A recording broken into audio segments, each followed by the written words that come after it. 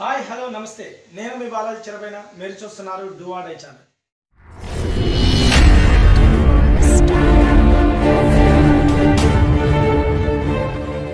మా channel visit చేసినట్లయితే కింద రెడ్ కలర్లో కనిపిస్తున్న సబ్స్క్రైబ్ బటన్ ప్రెస్ చేయండి. పక్కనే ఉన్నటువంటి బెల్ ఐకాన్ని క్లిక్ చేయండి. మా నుంచి మరిన్ని నోటిఫికేషన్ రావడానికి అవకాశం ఉంటుంది.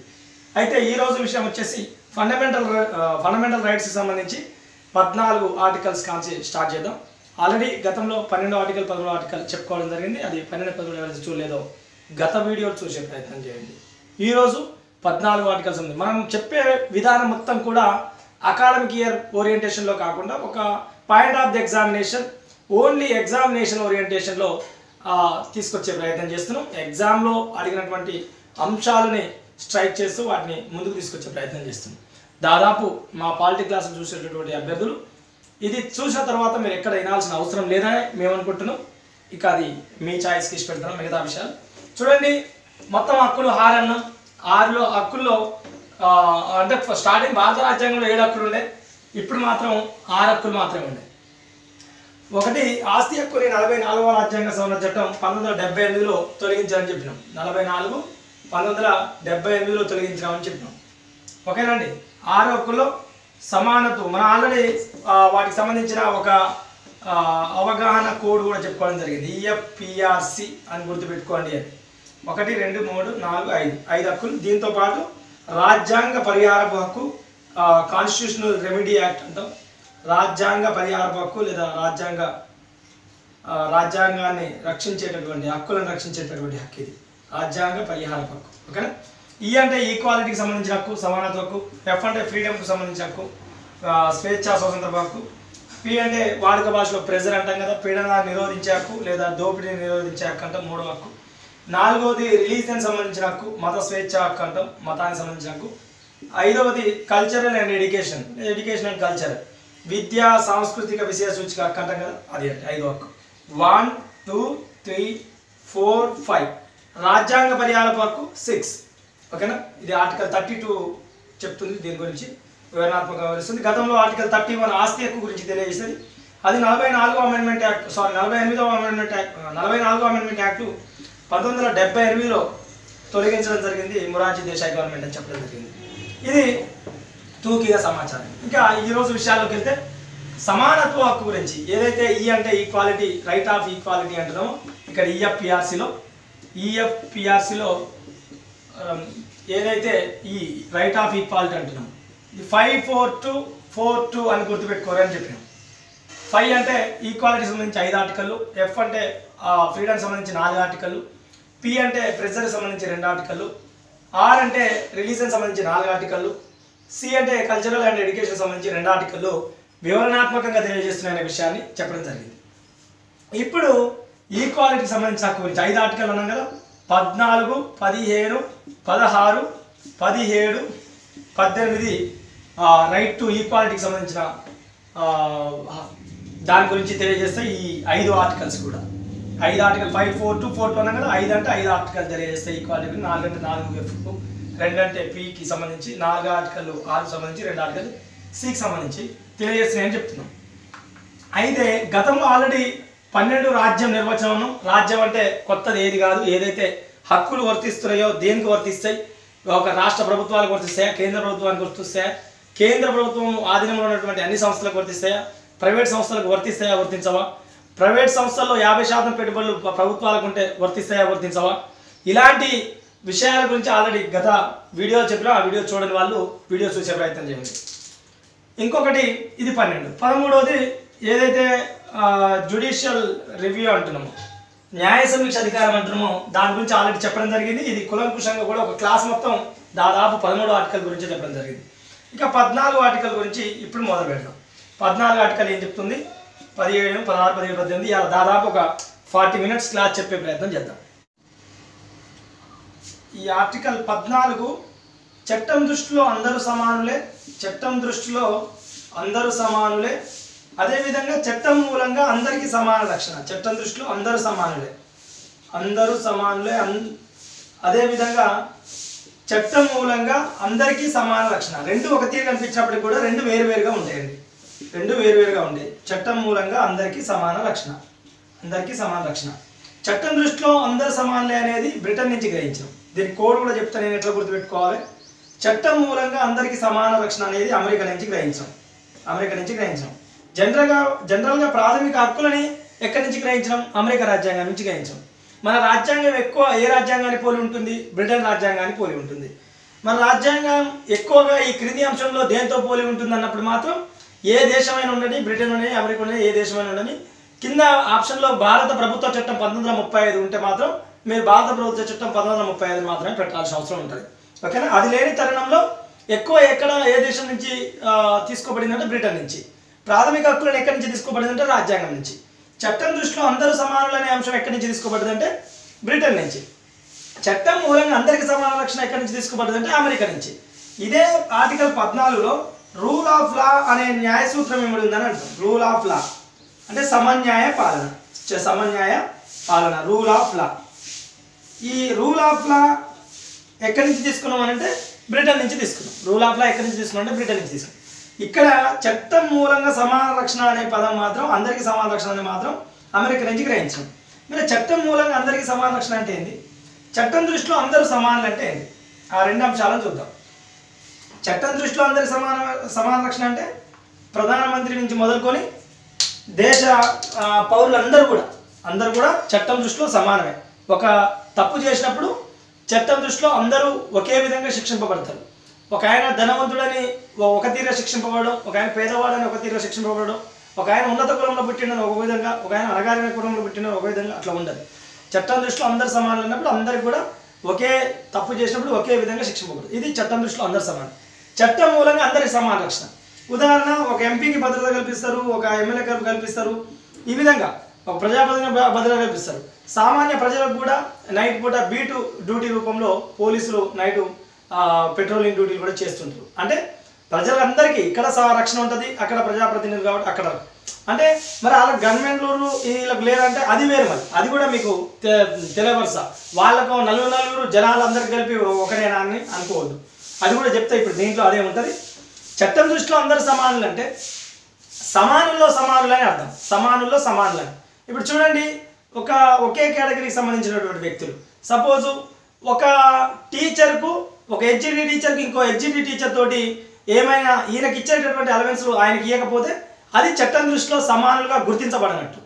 కానీ అంతేగాని అమ్మో ఆ టీచర్లకేమో 30,000 జీతం ఇస్తారు, సామాన్య జనానికి ఏమి ఇస్తలేరు కదా, వాళ్ళకు ఒక రకమైన గౌరవం ఉంది, మాకు లేదు కదా అంటే అట్లా కాదు.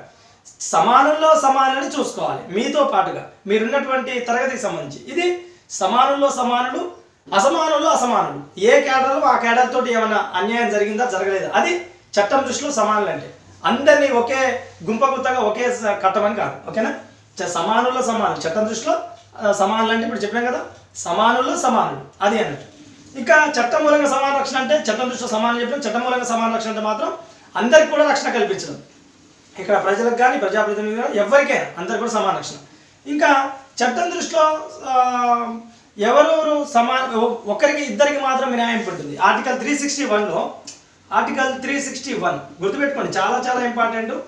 ఏ ఆర్టికల్ ప్రకారం అని అంటారు. ఆర్టికల్ 361లో గవర్నర్కు మరియు రాష్ట్రపతికి మినహాయింపు ఉంటుంది. వీళ్ళిద్దరు మాత్రం చట్టం దృష్టిలో సమానం కాదు. ఈ చట్టానికి అతీతులు. అంటే భారత రాజ్యాంగం కల్పించినటువంటి మనమే తక్కువ చేసుకోవద్దు. భారత రాష్ట్రపతి పదవి, భారత గవర్నర్ పదవి అని అంటే చాలా గొప్ప పదవులు అవి. దేశం మొత్తం ఒక గాడి అయితే వాళ్ళిద్దరు మాత్రం ఒక గాడి అనే ఒక గొప్ప సాంకేతం పోవాలి. కాబట్టి భారత రాజ్యాంగ నిర్మాతలు ఆ విధంగా వాళ్ళని ఆర్టికల్ 361లో సపరేట్ హోదా కల్పించారు.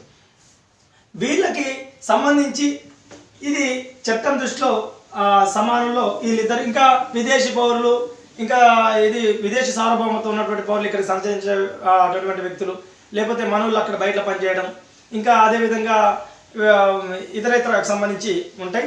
అవి పెద్ద ఇంపార్టెంట్ ఏం కాదు. అయితే ఇది ప్రధానంగా ఎవరు సమానులు కాదంటే రాష్ట్రపతి, గవర్నర్ మాత్రం చట్టం దృష్టిలో సమానులు కాదు. అది ఆర్టికల్ 361. ఇది ఒకటి. ఇక దీంట్లో ఇంకొక 2 పదాలు తెలుసుకోవాల్సి ఉంది. ఇప్పుడు చట్టం దృష్టిలో సమానులు అన్నాం కదా, ఇది బీస్ అని గుర్తుపెట్టుకోండి. ఇలా కోడ్ చెప్తానన్నా, బీస్, BEAS, బీస్. బి అంటే బ్రిటన్, ఏ అంటే అమెరికా, బి అంటే బ్రిటన్. బ్రిటన్. ఈ అంటే ఈక్వాలిటీ, అంటే చట్టం దృష్టిలో సమానులే, అందరు సమానులే, ఈక్వాలిటీ అనేది బ్రిటన్ నుంచి గ్రహించాం. ఓకేనా. ఎస్ అంటే సెక్యూరిటీ, రక్షణ, సెక్యూరిటీ ప్రొడక్షన్ అని అంటాం కదా, ఏదైతే ఉందో ఆ ఎస్ అని గుర్తుపెట్టాం. వాడుక భాషలో అట్లా గుర్తుండాలి పెట్టిన బీస్ అని. సెక్యూరిటీ అనేది ఏదైతే ఉందో అది అమెరికా నుంచి గ్రహించాం. రక్షణ అంటే అమెరికా నుంచి గ్రహించాం. కంపల్సరీ అడుగుతారు, బిట్టుపడుతుంది. బ్రిటన్ నుంచి గ్రహించింది మాత్రం చట్టం దృష్టిలో సమానులైన అంశాన్ని, ఇది బీస్కి సంబంధించిన విషయం. ఇంకా దీంట్లో ఒక 2 అంశాలు ఉంటాయి. Class of legislation,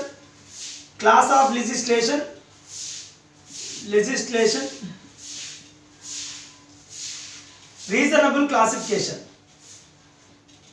class of legislation, reasonable classification అంటే ఏందనేది చూద్దాం ఒకసారి. 14వ ఆర్టికల్ క్లాస్ ఆఫ్ లెజిస్లేషన్ ని అనుమతిస్తుందా వ్యతిరేకిస్తుందా అని అడుగుతాడు. క్లాస్ ఆఫ్ లెజిస్లేషన్ అంటే శాసనబద్ధమైన వర్గీకరణ. ఎవరిని కూడా ఒక గ్రూపులుగా, వర్గాలుగా, తరగతులుగా గుర్తించి భారత రాజ్యాంగం ఎప్పుడు కూడా ఆ విధంగా చట్టాలను ఇంప్లిమెంట్ చేయదు. అది క్లాస్ ఆఫ్ లెజిస్లేషన్. కానీ రీజనబుల్ క్లాసిఫికేషన్ మాత్రం చేస్తుంది. అంటే హేతుబద్ధమైన వర్గీకరణ. చూడండి, మహిళలు వాళ్ళు పురుషులతో సమానంగా చేయలేరు. వాళ్ళ ఇంట్లో కొంత వాళ్ళకు రిస్క్ ఉంటుంది, వాళ్ళతో సమానమైనటువంటి ఉండదు కాబట్టి, అవకాశాలు ఉండవు కాబట్టి వాళ్ళకు సపరేట్ చేయొచ్చు. కొంతమంది వెనుకబడిన తరగతులు ఎస్సీ ఎస్టీ లాంటి తరగతులుగా విభజించారు. మన బీసీ తరగతిలో ఉంది. రీసెంట్గా 103 amendment act economically backward classes అని కూడా తీసుకొచ్చారు. ఇట్లా అన్నట్టు అంటే న్యాయబద్ధమైన, హేతుబద్ధమైన వర్గీకరణను అనుమతిస్తుంది, కానీ క్లాస్ ఆఫ్ లెజిస్లేషన్ని ఉద్దేశపూర్వకంగా ఎక్కడ కూడా అనుమతించదు. రేపు మనకు పాయింట్ ఆఫ్ ఎగ్జామినేషన్లో ఏమని అడుగుతారంటే ఆర్టికల్ 14కు సంబంధించి సరైన వివరణని గుర్తించండి అని అంటాడు. ఏ వచ్చేసి క్లాస్ ఆఫ్ లెజిస్లేషన్ని లేదా శాసనబద్ధమైన వర్గీకరణని అనుమతిస్తుంది అని అంటాడు. 1. 2 హేతుబద్ధమైన వర్గీకరణని అనుమతించదా అని అంటాడు. అంటే మనం ఒకటే రీజనబుల్ క్లాసిఫికేషన్ అనుమతిస్తుందని చెప్పాలి, అదేవిధంగా క్లాస్ ఆఫ్ లెజిస్లేషన్ని అనుమతించదని చెప్పాలి. ఓకేనా. ఇది ఆర్టికల్ 14కు సంబంధించిన విషయాలు.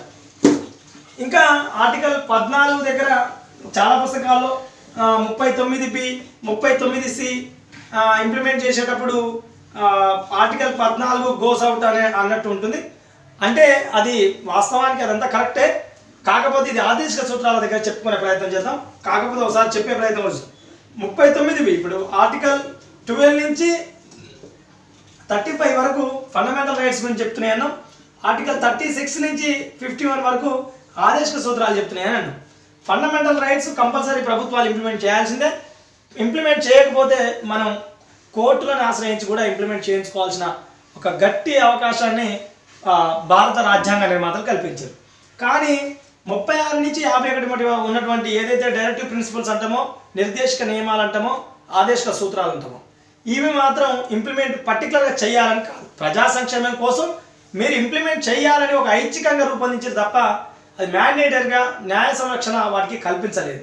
కాబట్టి ఈ 36 నుంచి 51 మధ్యలో ఉన్నటువంటి ఏ ఆర్టికల్స్ ఉన్నాయో వాటికి న్యాయ సంరక్షణ లేదు. అవి ఒకవేళ ఇంప్లిమెంట్ చేయాల్సిన అవసరం కూడా లేదు.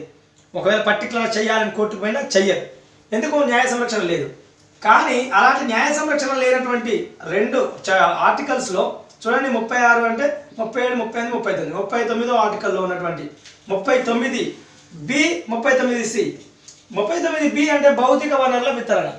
భౌతిక వనరుల వితరణ అంటే ఏది దేశంలో ఏదైతే ఉందో భౌతికంగా వచ్చేటటువంటి దీని ప్రకారమే మనం రేషన్ దుకాణాలు ఇలాంటివన్నీ కూడా, అంటే బియ్యం, గోధుమలు ఇలాంటి సరఫరా ఉన్నాయి కదా, దీని ప్రకారం భౌతిక వనరుల వితరణ జరగాలి ఒకటి. 2వది 39C సంపద వికేంద్రీకరణ జరగాలనేది 2వది. సంపద వికేంద్రీకరణ ఇది అంటే సామ్యవాద దేశాల ప్రధాన లక్ష్యం. ఓకేనా. ఈ సంపద వికేంద్రీకరణ ఏదైతే ఉందో ఈ రెండింటి ఇంప్లిమెంటేషన్లో భాగంగా అందరికీ చేరాలి కదా. సంపద వికేంద్రీకరణ అంటే కొద్దిమంది చేతుల్లోనే ఉండదు కదా. అలాంటి సందర్భాల్లో ప్రభుత్వాలు ఈ రెండింటిని భౌతిక వనరుల వితరణ 39C సంపద వికేంద్రీకరణ చేసే టైంలో ఒకవేళ ఆర్టికల్ 14కు విరుద్ధమైనప్పటికీ కూడా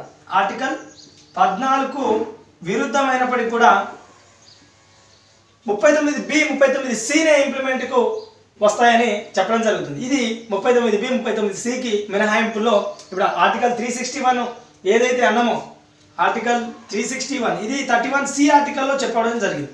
ఏది ఈ విషయాన్ని 39B 39C గురించి 31Cలో ఇదే విషయాన్ని ఏమని చెప్పారు, 39B 39C ఇంప్లిమెంట్కు వచ్చేటప్పుడు ఆర్టికల్ 14కు విరుద్ధమైనప్పటికీ కూడా ఈ రెండు ఆర్టికల్సే ఇంప్లిమెంట్కు వస్తాయని చెప్పడం జరిగింది. ఇది 31Cలో పేర్కోవడం జరిగింది. అయితే ఇప్పుడు మనం ఈ విషయాన్ని ఎందుకు చెప్పుకుంటున్నాం, ఆర్టికల్ 14 చట్టం దృష్టిలో అందరు సమానులే అన్నప్పుడు కొన్ని మినహాయింపులు ఇవ్వడం జరిగింది. ఆ మినహాయింపులో ఒకటి ఆర్టికల్ 361 అని చెప్పినాం. ఆర్టికల్ 361 ప్రకారం గవర్నర్ రాష్ట్రపతి అని చెప్పినాం.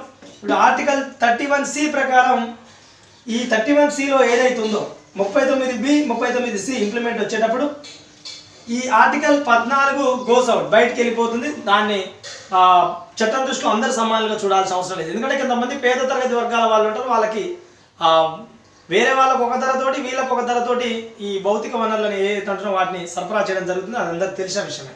రేషన్ దుకాణాలు కానీ ఇది కానీ సంపద వికేంద్రీకరణ లాంటి విషయాల్లో వచ్చినప్పుడు అవి మహాత్మా గాంధీ MGNR EGS లాంటి పథకాలు ఇందులో భాగంగా నడుస్తున్నాయని కూడా చెప్పుకోవడం జరుగుతుంది.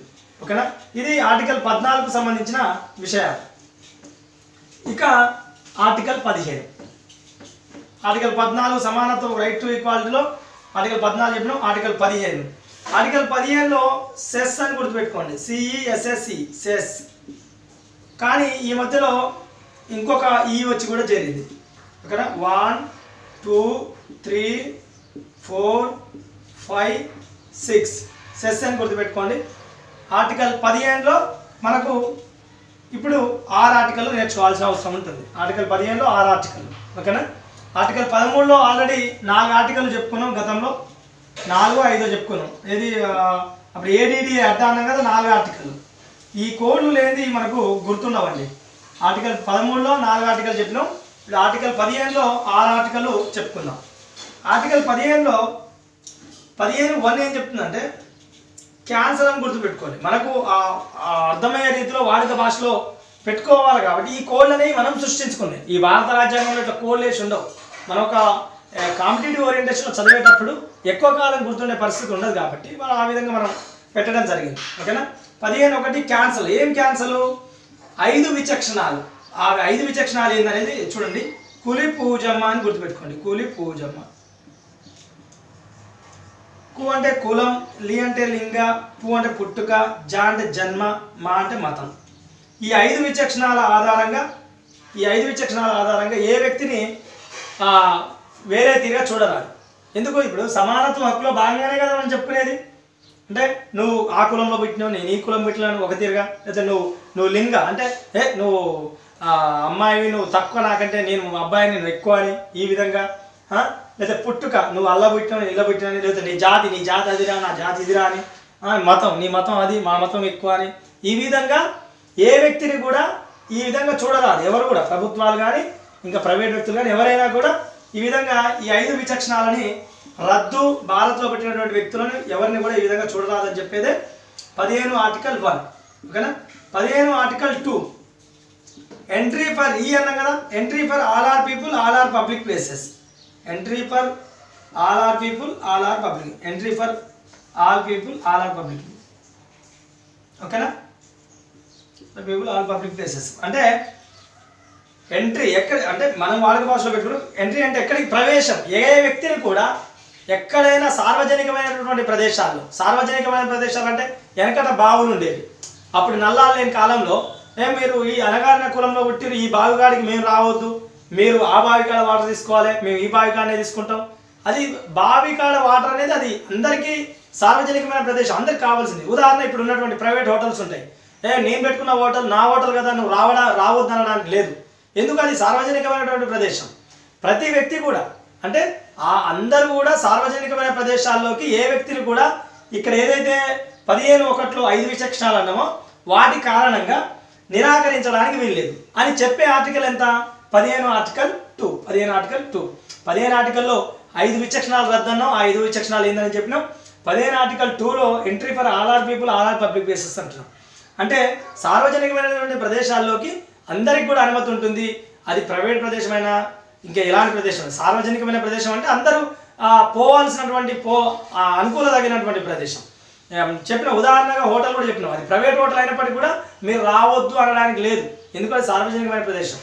ఒక వాటర్ తీసుకునే బావులు ఉంటాయి లేదా చెరువులు ఉంటాయి, ఇలాంటి వాటి కాడికి ఎవరిని ఏ వ్యక్తిని కూడా ఈ 5 విచక్షణాల ఆధారంగా నిరాకరించడానికి లేదు. ఇది 15 article 2.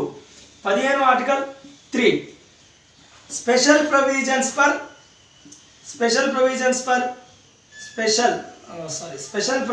For childrens and ladies. అంటే పిల్లలకు మహిళలకు ప్రత్యేకమైనటువంటి మినహాయింపులు ఉంటాయని చెప్పేది. పిల్లలకు మహిళలకు ప్రత్యేకమైనటువంటి ప్రొవిజన్స్ ఉండొచ్చు అని తెలియజేసేది ఆర్టికల్ 15(3). పిల్లల కోసం ప్రభుత్వాలు ఒక సపరేట్ నిబంధనలు పొందుపరచుకోవచ్చు. అంటే ఈ ఆర్టికల్ 14 అందరు సమానులే అన్నప్పటికీ మళ్ళీ కొంతమంది వ్యక్తులకు ఎవరికైతే ఆ ప్రత్యేక మినహాయింపులు ఉంటాయో అది 15(4)లో 15(3)లో ఇప్పుడు తెలియజేయడం జరుగుతుంది. పిల్లలకు దృష్ట్యా వాళ్ళకి సపరేట్ చట్టాలు చేయొచ్చు, మహిళలకు ఉన్నటువంటి అవకాశాల దృష్ట్యా వాళ్ళకు కూడా సపరేట్ చట్టాలు చేయొచ్చు అని చెప్పేది 15 ఆర్టికల్ 3. ఓకేనా అండి. 15 ఆర్టికల్ 4 ఆర్టికల్ వచ్చేసి స్పెషల్ ప్రొవిజన్స్ ఫర్ ఎవరికి బ్యాక్వర్డ్ క్లాసెస్. ఎందుకు అనే విషయం అంటే ఎవరైతే సామాజిక పరంగా విద్యాపరంగా వెనకబడిన తరగతుల వాళ్లకు స్పెషల్ ప్రొవిజన్స్ అనేది చెప్పారు. వెనకబడిన తరగతులు అంటే దీంట్లో ఎస్సీ ఎస్టీలు మిళితమై ఉంటారు. ఎక్కడ కూడా భారత రాజ్యాంగంలో సపరేట్గా ఎస్సీ ఎస్టీ అని చెప్పలేదు, వెనకబడిన తరగతులు అనే చెప్పింది. వెనకబడిన తరగతులు అంటే ఎస్సీలు వస్తారు, ఎస్టీలు వస్తారు, బీసీలు వస్తారు. ఈ 15(4) ఏదైతే అంటున్నామో special provisions for SC ST BCs లేదా బీసీ అన్నప్పుడు దాంట్లో ఎస్సీ ఎస్టీలు కూడా వస్తారు. ఏ పరంగా వెనకబడిన తరగతులు? సామాజిక పరంగా విద్యాపరంగా ఎక్కడ కూడా. అయితే 15(4) చేర్చడానికి ప్రధాన కారణం ఏంటంటే ఇది యాక్చువల్గా 15(4) అనేది 1వ రాజ్యాంగ సవరణ చట్టం ద్వారా వచ్చింది. 1వ రాజ్యాంగ సవరణ చట్టం 1951లో వచ్చింది. ఈ 1951లో ఈ 15(4)ని చేర్చడానికి ప్రధాన కారణం ఏంటంటే మద్రాసు ప్రభుత్వం వైద్య ఇంజనీరింగ్ కళాశాలలో మత కుల ప్రతిపాదికన సీట్ల కేటాయింపు అనేది చేయడం జరిగింది. సీట్ల కేటాయింపు చేయడం జరిగింది. అప్పటికి ఆర్టికల్ 46లో ఏదైతే 15(4) లేని సందర్భంలో చెప్తున్నాం, 15(4) లేని సందర్భాల్లో 1951లో ఉన్నటువంటి విషయం చెప్తున్నాం. ఆర్టికల్ 46లో విద్యాపరంగా ఆర్థిక పరంగా వెనకబడినటువంటి తరగతులు ఎస్సీలు ఎస్టీలు బీసీల వారికి వాళ్ళ ప్రత్యేక ప్రయోజనాల దృష్ట్యా చట్టాలు రూపొందించుకోవచ్చు అని ఆర్టికల్ 46లో ఆదేశిక సూత్రాల్లో చెప్పడం జరిగింది.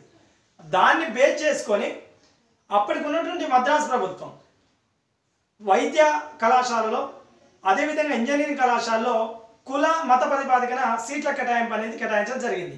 దీన్ని ఛాలెంజ్ చేస్తూ చంపకదొరై రాజన్ అనే ఒక విద్యార్థి అక్కడ ఉన్నటువంటి మద్రాసు హైకోర్టును ఆశ్రయించడం జరిగింది. దాంట్లో భాగంగా ఈ విధంగా కుల మత ప్రతిపాదికన రిజర్వేషన్లు చెల్లుబాటు కావు అని ఎక్కడ కూడా రాజ్యాంగంలో లేవు అని చెప్పడంతో అప్పుడు ప్రభుత్వాలు నిర్ణయం తీసుకొని 15(4) ఆర్టికల్ని సృష్టించడం జరిగింది. 15(4) ఆర్టికల్ని ఎవరికి ఏ పరంగా కుల ప్రతిపాదికన మత ప్రతిపాదికన లేదు కాబట్టి సామాజిక విద్య విషయపరంగా ఎవరైతే వెనకబడిన తరగతులలో వాళ్లకు రిజర్వేషన్లు కేటాయించవచ్చు అని ఆ వెనకబడిన తరగతుల్లో భాగంగా ఎస్సీలు ఎస్టీలు కూడా వస్తారని మనం చెప్పుకోవడం జరుగుతుంది. అది ఆ విధంగా 15(4) అనేది పేర్చడం జరిగింది. ఏది 1951 1వ రాజ్యాంగ సవరణ చట్టం. చూడండి, చంపకదొరై రాజన్ కేసును అధిగమిస్తూ 15(4) ఆర్టికల్ని పొందుపరచడం జరిగింది. Special provisions for backward classes ఏ పరంగా విద్యాపరంగా అదేవిధంగా సామాజిక విద్యాపరంగా వెనకబడిన తరగతులకు సంబంధించి కులాలకు ఇక్కడ మతాలకు రిజర్వేషన్లు భారత రాజ్యాంగంలో లేవు. దయచేసి అర్థం చేసుకోండి. చాలామంది అభ్యర్థులు చాలా పోస్టింగుల్లో లేకపోతే యూట్యూబ్ వీడియోలోని అప్పుడప్పుడు చూస్తుంటా ఇక్కడ మీరు ఇది అంటారు, ఎస్సీ అంటారు, ఎస్టీ అంటారు, లేకపోతే ఓసీ అంటారు, మళ్ళీ రిజర్వేషన్లు ఎందుకు, కుల ప్రతిపాదికన అదనొద్దు ఇదనొద్దు అని అంటుంటారు. అది తప్పు. భారత రాజ్యాంగం ఎక్కడ కూడా కుల ప్రతిపాదికన రిజర్వేషన్ల కల్పన అనేది లేదు. ఎస్సీ అంటే కులం కాదు, ఎస్టీ అంటే కులం కాదు, బీసీ అంటే కులం కాదు, అవి ఒక తరగతులు మాత్రమే.